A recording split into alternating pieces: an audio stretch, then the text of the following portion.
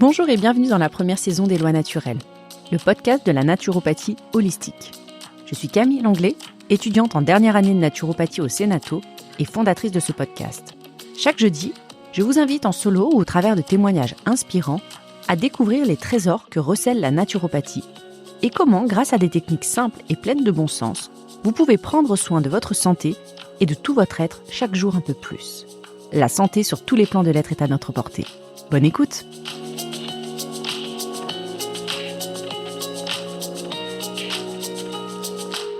Bonjour et bienvenue dans ce nouvel épisode des Lois naturelles. Aujourd'hui, j'ai le plaisir et la joie d'accueillir Bernadette. Bernadette est avocate au barreau d'Ajaccio en Corse depuis près de 10 ans. Intervenant principalement en matière familiale, son quotidien est fait de conflits conjugaux, de divorces, de séparations, de vies de couple déchirées. Passionnée par les relations humaines, Bernadette ressent pourtant impuissance et frustration dans l'exercice de sa mission. Quand bien même elle mène son client à la victoire judiciaire, il n'en demeure pas moins que la relation humaine entre les ex-époux ou partenaires de vie est et reste un échec. Face à ce constat, Bernadette ne se résigne pas.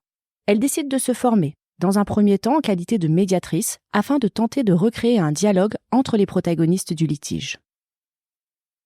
Cette formation révèle chez Bernadette une réelle passion pour la communication. Elle se forme alors à diverses techniques, dont la communication non violente.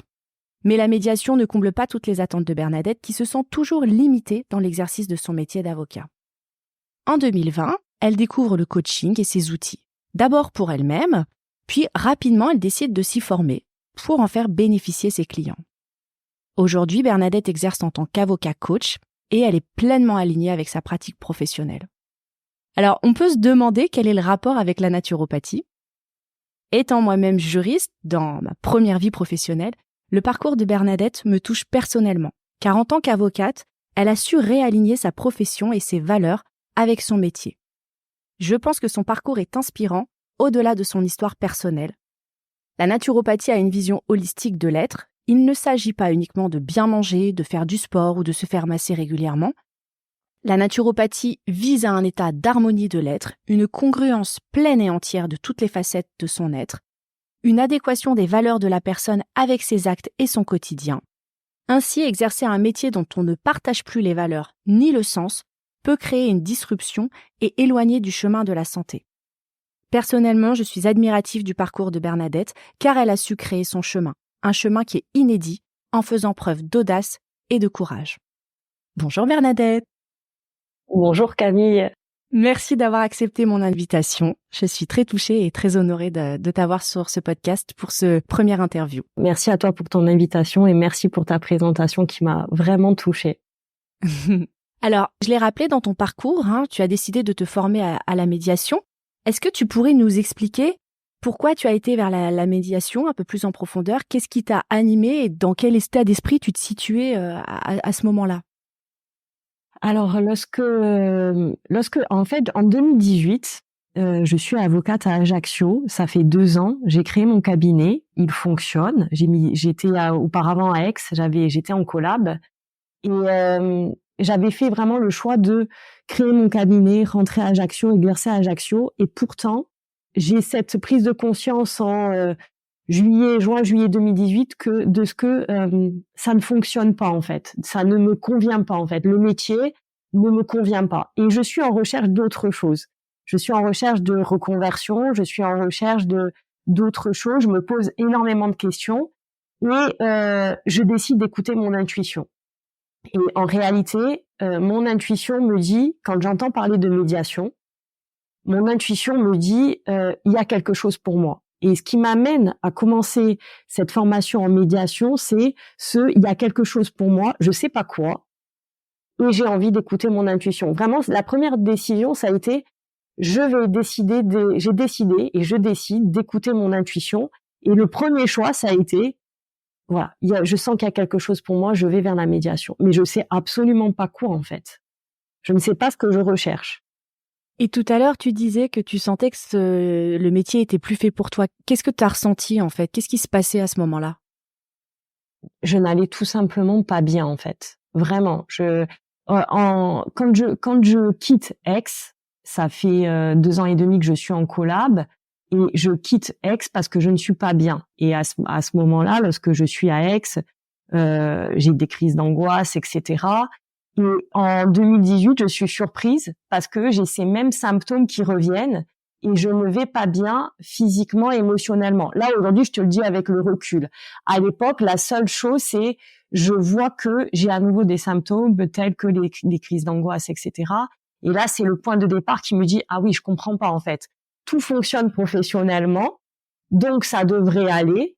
Et pourtant, il y a quelque chose qui ne va pas. Il y a un symptôme. » Et là, j'essaye vraiment de me dire, OK, il faut que je trouve... là, j'ai cette sensation de, il y a autre chose qui est possible et j'ai envie de trouver ce autre chose. Mais je pense que c'est pas que l'aspect professionnel, c'est plus généralement dans tous les aspects de ma vie. Je me pose énormément de questions et de toute façon, ça ne va pas physiquement.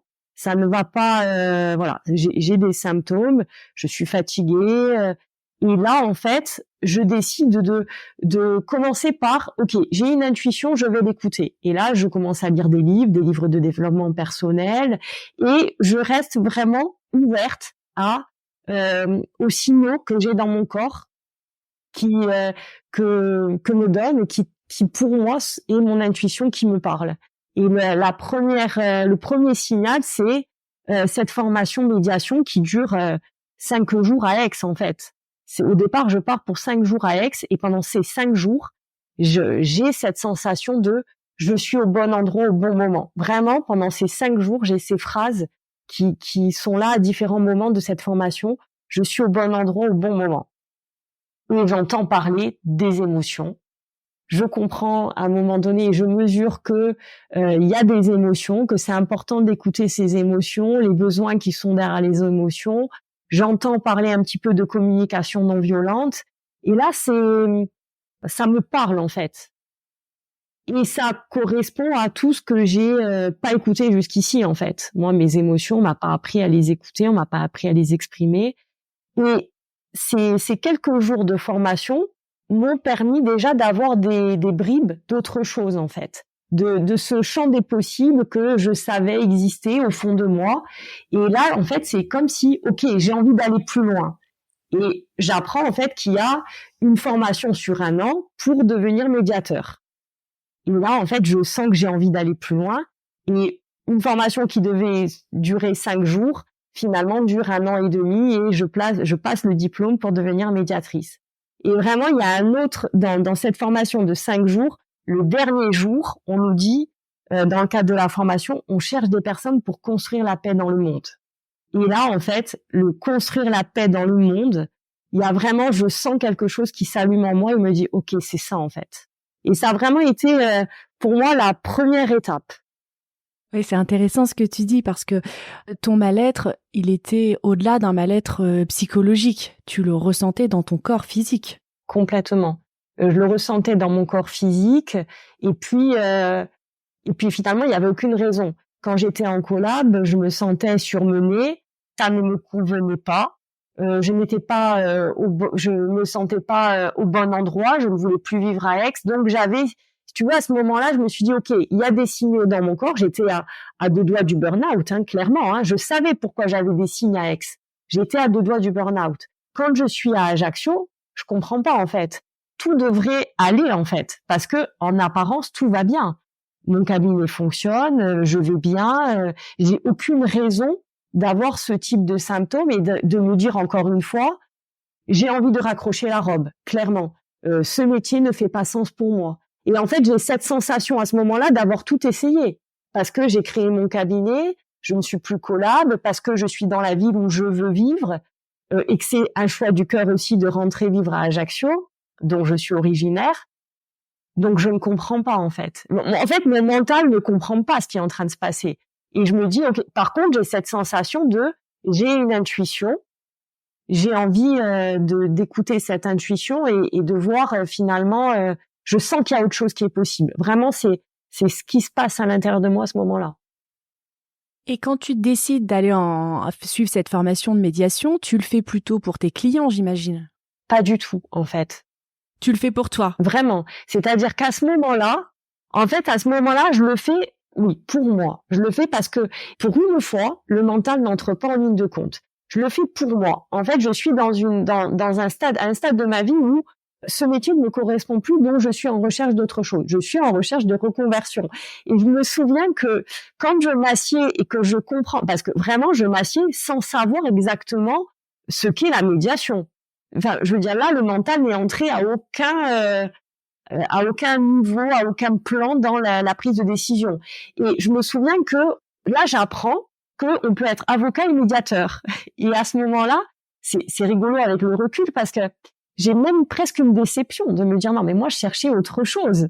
Et là, maintenant, on me dit que je peux faire les deux, alors que c'était pas du tout le deal. Moi, je voulais vraiment autre chose. Et je sentais qu'il y avait quelque chose pour moi. Après, ce qui s'est passé et que je n'avais pas prévu, c'est que j'entre dans un autre monde où j'apprends, je comprends, je perçois que on nous enseigne qu'il y a des modes de communication. On nous enseigne que on peut être au cœur du conflit et essayer de trouver des solutions qui soient satisfaisantes pour chacune des parties. Et là, en réalité, la première chose que ça révolutionne, c'est mon métier. C'est-à-dire que moi, ces outils de communication, ces outils qu'on nous donne dans le cadre de la médiation, je vais d'abord et surtout avoir envie de les mettre au service de mes clients dans mon métier d'avocat. En fait, c'est venu à moi comme une évidence. Je me suis dit, waouh, en fait, tout ça, je veux le mettre dans mon métier d'avocat. Oui, il y aura un métier de médiateur, effectivement, et j'ai envie d'exercer mon métier d'avocat en donnant la possibilité à mes clients de trouver des solutions, parce que je sens à ce moment-là et je perçois aussi que effectivement j'interviens en matière familiale. Jusqu'ici, dans l'exercice de mon métier, avec le recul, je me suis toujours sentie limitée. Je sentais bien que les personnes en face de moi avaient des émotions et que quand c'était plus ou moins compliqué, j'arrivais pas à les apaiser, j'arrivais pas à percevoir ce qui était là pour elles. Voilà, je me sentais limitée dans l'exercice de mon métier et je sentais bien que tout ce qui se jouait devant le juge ne me convenait pas, en fait, la façon dont les choses se passaient. Et lorsque j'ai eu ces outils de médiation, je les ai avant tout intégrés dans le cadre de mon métier. Et là, je les ai mis au service de mes clients. Ça m'a vraiment permis de faire un travail intrapersonnel avec eux. Vraiment, j'arrivais vraiment et j'arrive aujourd'hui à leur poser les bonnes questions, les justes questions, pour savoir ce qui est là pour eux, pour vraiment travailler depuis les émotions, depuis les besoins, créer véritablement un projet, essayer de les apaiser, essayer vraiment d'être dans une démarche gagnant-gagnant en réalité. D'organiser la séparation au-delà de ce qui s'est passé dans le couple, dès lors que les circonstances le permettent, bien sûr. Donc finalement, c'est en suivant ton cœur que tu as réussi à retrouver de l'engouement pour ton métier. Complètement. Alors que tu souhaitais le quitter. C'est ça. C'est vraiment venu à moi naturellement, ouais. Ouais, c'est ça qui est incroyable. Quand tu as arrêté en fait de réfléchir et que tu as suivi ton élan, finalement, les choses se sont réajustées d'elles-mêmes. C'est ça. Et ça, c'était vraiment la médiation. Ça a été la première étape, parce qu'après, les choses ont commencé à se réajuster. Là, vraiment, il y a eu, on va dire, pour moi, la médiation, je le vois comme un premier ajustement. Après, c'est vrai que, et ça rejoint ce que tu disais dans ta description, c'est que ça m'a, là, véritablement, j'ai perçu aussi que j'étais passionnée de communication. Donc, il y a aussi autre chose qui s'est jouée pour moi à ce moment-là, c'est que j'ai eu envie de continuer à me former à titre personnel, au-delà de l'aspect professionnel, aux outils de communication et au-delà de la formation médiation que j'étais en train de faire, en fait. J'ai fait des stages de communication non violente à titre personnel parce que vraiment c'était quelque chose qui m'intéressait et qui me passionnait. J'ai lu énormément de livres sur la communication non violente, sur les conversations, sur la communication, tout ce qui sur les relations humaines, sur les relations de couple. C'était vraiment quelque chose qui m'a passionnée vraiment. Et je me suis dit, c'est vraiment autre chose qui est possible. Oui, effectivement, ça existe et il y a des outils et il y a des clés pour appréhender la relation de couple, la relation à soi, la relation aux autres, la communication, ça s'apprend. Et voilà. Et là, c'est vrai que au fur et à mesure que je me transformais moi-même dans les outils que je découvrais, ça avait, on va dire, un impact et dans mon métier aussi et dans ma façon d'appréhender mon métier et mon activité professionnelle. Oui, c'est sûr qu'il y a une interdépendance, hein. On est qu'une seule et même personne.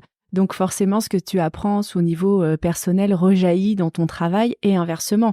Et c'est ça qui est fantastique parce que finalement, avec cette formation, tu as réussi à réunir deux parts de toi quelque part.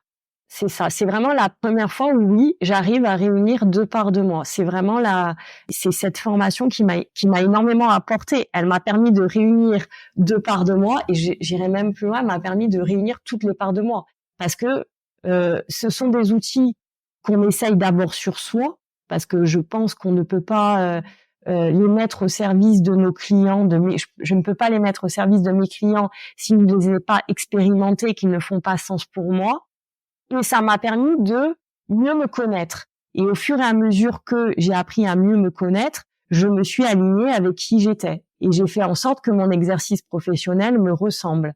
Quand je dis ça, je pense à la formation médiation et je pense aussi, bien évidemment, aux outils de coaching.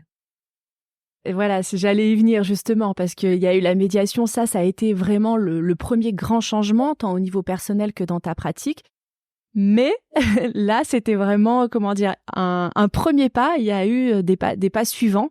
Et là, tu as été vers le coaching après. Alors, explique-nous un petit peu. Donc, la deuxième étape, c'est 2020, lorsqu'il y a le confinement. Vraiment, 2020, lorsqu'il y a le confinement, mon activité professionnelle, et comme tout le monde, hein, dans le monde entier, est suspendue, en fait. Elle est à l'arrêt. Il y a plus, les tribunaux ne fonctionnent plus. Donc, je me retrouve confinée à la maison, mon activité professionnelle en suspens, et je prends du temps pour moi. Je me pose des questions d'un point de vue professionnel, et c'est là que je commence à suivre Anne-Claire Méret, et c'est par son biais que j'entends parler du coaching, et que j'entends également parler de santé naturelle.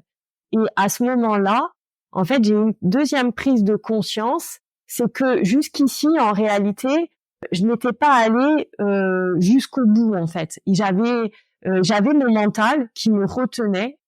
J'avais des limitations, en fait, où je n'osais pas, en fait, exercer mon métier complètement de la façon dont je souhaitais. Donc, à partir de là, en 2020, je me dis, OK, je sens qu'il y a encore des choses qui ne fonctionnent pas dans mon métier. Je suis pas complètement, on va dire, épanouie dans mon métier, malgré tous les changements que j'ai amorcés. Donc là, je me dis, OK, quand j'entends parler de coaching, je me dis, je décide de me faire coacher moi-même. Donc, je me fais accompagner à la sortie du confinement. Et j'ai une première prise de conscience où je me dis, je me donne 2 ans, en fait. Là, je sens que, OK, je me donne 2 ans pour voir si vraiment mon métier me correspond. Il y a des choses que je veux faire, je sais ce que je veux, je sais ce que je veux pas. Jusqu'ici, il y a des choses que je ne voulais pas, mais que je ne m'autorisais pas à faire. Maintenant, en fait, je décide que, effectivement, il y a des peurs du mental, ou que je vais aller au-delà des peurs du mental et que je vais écouter complètement et pleinement mon intuition, et que je vais me laisser 2 ans pour voir ce que je veux faire de mon métier et je vais me former au coaching. Très rapidement, c'est la décision que je prends. Alors, autant la prise de décision de la médiation, c'était vraiment uniquement intuitif et je ne savais pas où j'allais, autant quand je prends la décision de me former au coaching, je sais précisément où je vais. C'est-à-dire que je suis à un stade professionnel où je sens que dans l'exercice de ma profession d'avocat, il y a encore des blocages.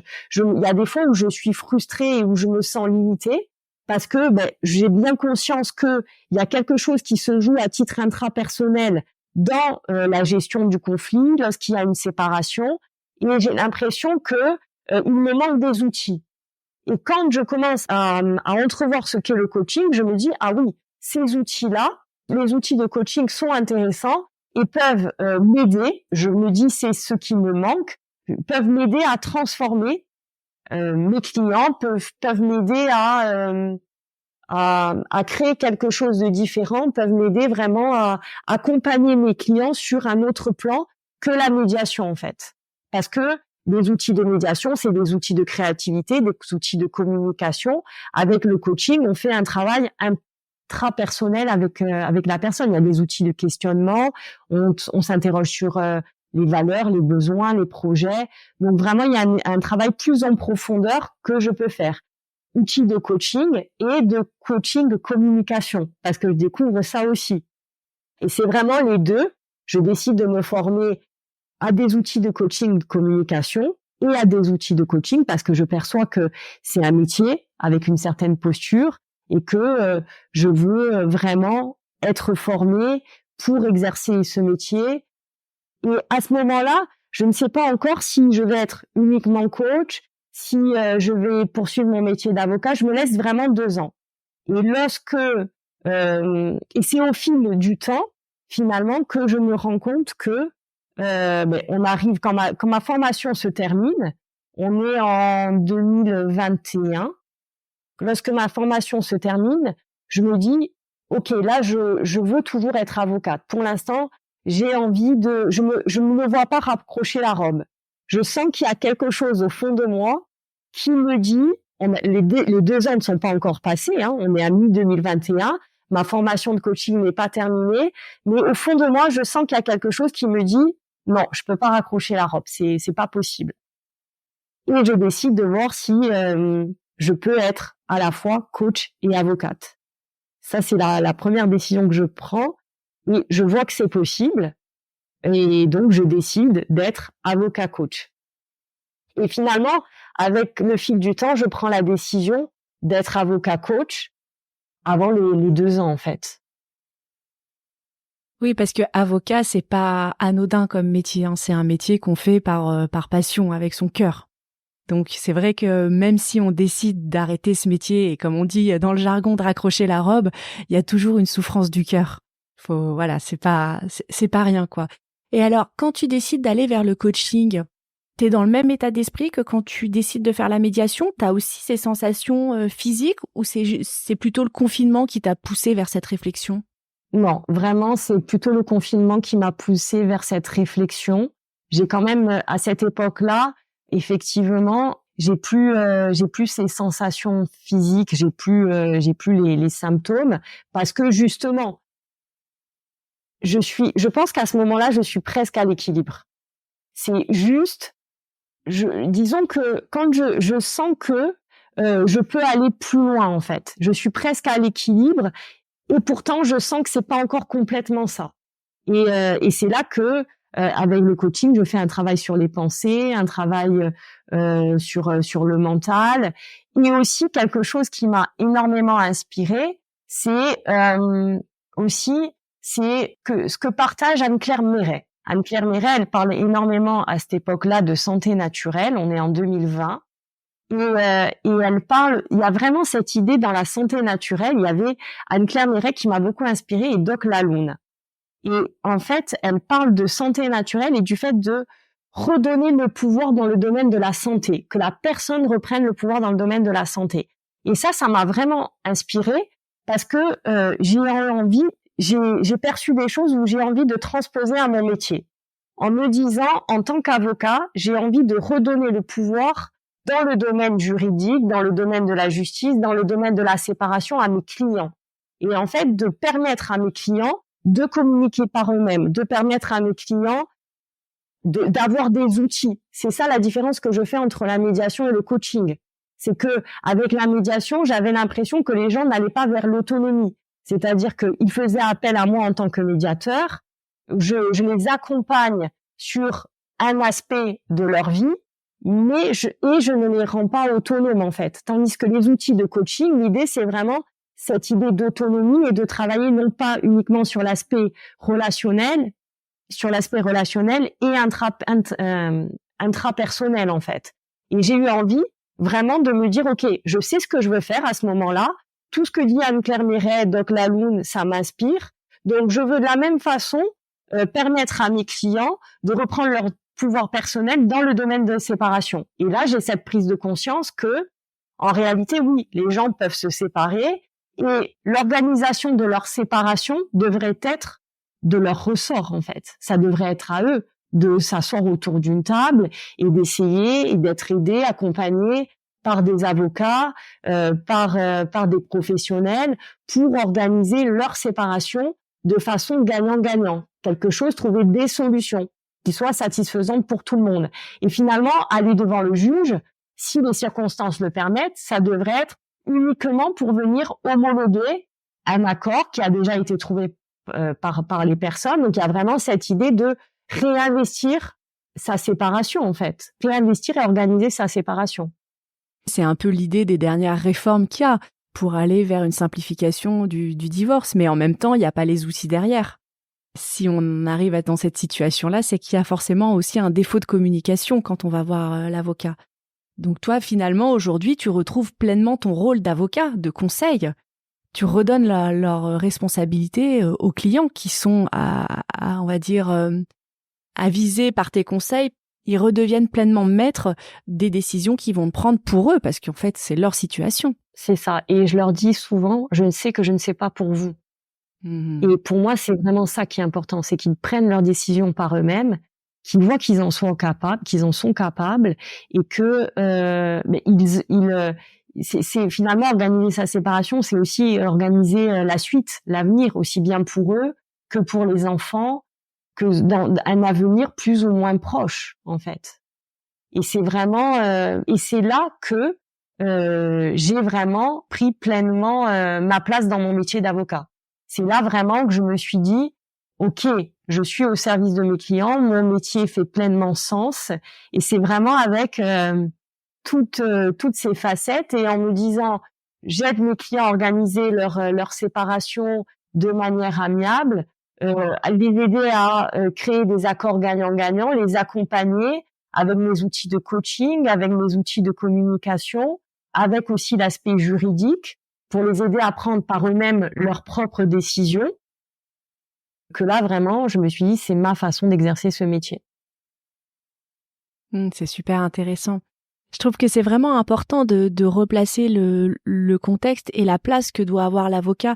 Et de façon générale, dans notre société, on est déresponsabilisés. Alors, en tant qu'avocat, t'es vraiment là pour faire la lumière sur la réglementation, mais tu ne vis pas la vie des gens à leur place, que ce soit dans les situations de couple, au travail. Donc, c'est à eux de prendre les décisions. Et là, grâce à ces outils, tu arrives à remettre du dialogue et à ce qu'ils soient capables de prendre leurs décisions. Et ça, c'est super, quoi. Qu'ils soient capables de prendre leurs décisions. Et c'est vrai que ça me fait penser aussi, effectivement, il y a l'aspect communication. C'est-à-dire que l'objectif avec les outils de communication, c'est qu'ils soient capables par eux-mêmes de recréer le dialogue avec leur ex, parce que ils peuvent être parents, et que lorsqu'on est parent, il y a un besoin de communication. Donc c'est vrai qu'avec les outils de coaching et de communication, ce qui est aussi possible, c'est que je leur transmette des outils de communication de façon à ce que ils soient en mesure d'avoir des outils pour communiquer par eux-mêmes et pour être pleinement autonomes, y compris dans la communication. Et vraiment qu'ils voient, qu'ils puissent se concentrer sur leur cercle d'influence, et avec des outils se rendre compte que oui, ok, ça peut être challengeant, oui, ça peut être difficile, et on a notre part de responsabilité. Et c'est important parce que dans une relation, on a chacun 100% de responsabilité. Et sur quoi est-ce qu'on peut agir, comment est-ce qu'on peut faire pour créer ou recréer la communication avec une personne s'il y a une nécessité. Mais moi, je savais pas qu'on pouvait être avocat et coach en même temps, et je trouve que c'est vraiment super. Ça vient colorer ta pratique, et c'est vraiment bénéfique. Alors j'imagine que les clients, ils doivent venir aussi pour cette couleur particulière, non? Alors aujourd'hui, oui, parce qu'aujourd'hui, j'ose effectivement communiquer là-dessus, en fait. Je pense que, et ça a fait aussi partie du processus. C'est-à-dire qu'aujourd'hui, clairement, soit ils viennent spontanément vers moi parce qu'ils savent comment est-ce que j'exerce, soit je leur dis et je leur communique, je leur métacommunique ma façon d'exercer. C'est aussi important parce que c'est important. Moi, j'envisage mes rapports avec les clients d'un point de vue aussi gagnant-gagnant. Donc, c'est important aussi que ça leur corresponde, que ma façon d'exercer le métier leur corresponde. Donc, soit ils viennent d'eux-mêmes parce que ils ont visité mon site ou parce qu'ils ont entendu parler de moi. Et si ce n'est pas le cas, et je leur pose toujours la question, et si ce n'est pas le cas, de toute façon, et même si c'est le cas, je leur explique toujours ma façon de travailler, de façon à ce qu'on voit ensemble si ça leur correspond, parce que c'est quand même important. C'est une relation de confiance et une collaboration. Et tu as déjà eu des clients qui n'ont pas adhéré à ce processus, cette façon de travailler? Disons, il peut y avoir des clients potentiels, en fait, pas des clients eux-mêmes, mais des clients potentiels qui n'adhèrent, les gens peuvent ne pas rechercher ça, en fait. Il peut y avoir des personnes qui recherchent tout autre chose. Après, généralement, j'ai pas eu forcément le cas, mais enfin, je veux dire, lorsque la personne prend attache avec moi, on voit bien l'une et l'autre si on a envie de travailler ensemble. C'est la première décision, en fait.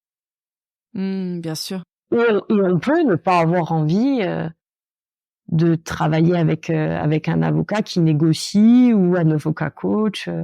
C'est parfaitement OK, en fait. Je pense que quand la personne recherche un avocat, et je pense que ça doit se faire des deux côtés, il y a vraiment une relation qui se crée, et je pense que c'est important que l'on soit sur la même longueur d'onde, en fait. Oui, oui, complètement. Et est-ce que tu exerces aussi que du coaching à part, séparément? Oui, j'ai également du coaching à part séparément. Et dans le coaching, je coach également les confrères. Super, ça c'est une belle partie.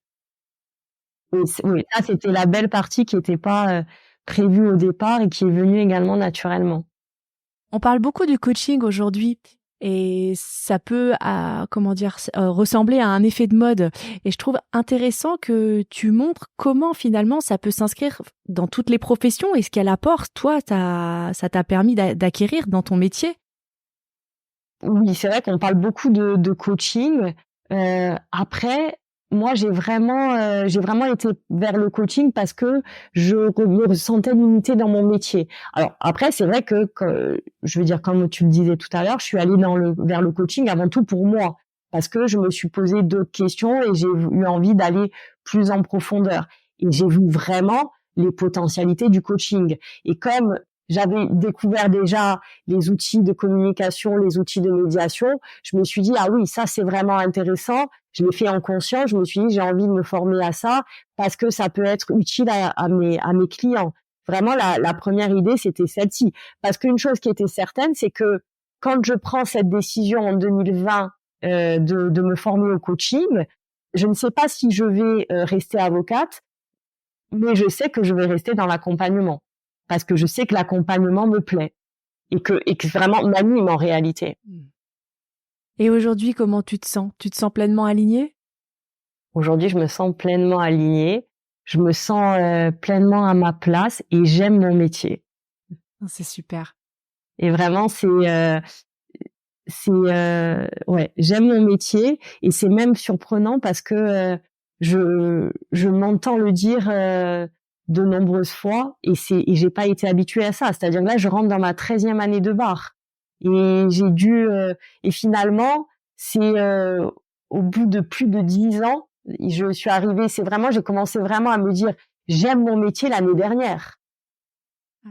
Donc, vraiment, je trouve que c'est surprenant et c'est intéressant parce que je me dis aujourd'hui, heureusement que je me suis écoutée et que je n'ai pas raccroché la robe parce que je serais passée à côté de quelque chose et ça aurait été bien dommage en fait. Oui, parce que c'est un très beau métier. C'est un métier qui est difficile, mais c'est un très beau métier qu'on fait avec son cœur. Donc, c'est un très beau parcours et je suis très heureuse qu'on ait pu en parler. Je te remercie beaucoup pour ton partage. Mais merci à toi, Camille. Et tu vois, ce que je me dis aussi, ce qui est vraiment important, c'est que c'est un métier où je crois, qu'il y a autant d'avocats, il y a autant de façons d'exercer ce métier qu'il y a d'avocats. Et je pense que le plus important, c'est d'exercer ce métier d'une façon qui nous ressemble. Et c'est vraiment en réussissant à trouver ma façon d'exercer ce métier et d'une façon qui me ressemble et d'une façon qui me correspond entièrement et totalement que j'ai aimé ce métier.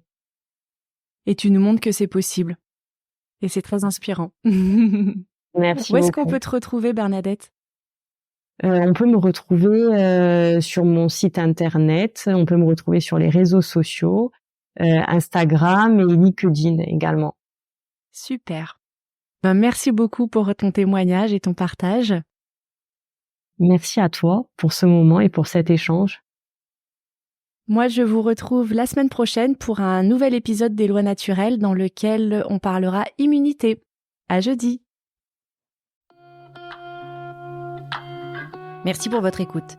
Pour me retrouver et suivre mes activités et celles du podcast, vous pouvez vous abonner à mon compte Instagram, Les Lois Naturelles.